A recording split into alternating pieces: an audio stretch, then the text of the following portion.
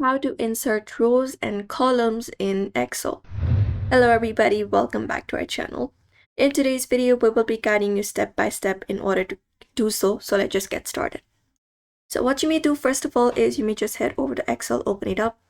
And then once you open it up, you may look out for your data where you would like to insert the particular rows and columns. So what you may do is you may just go ahead and select one of the columns or rows.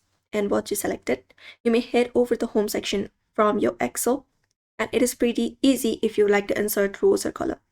In the section right here, we can find different options available within that will help us edit out the table. So you may look out for this option called insert, drop it down, and we have this option insert sheet rows and insert sheet columns.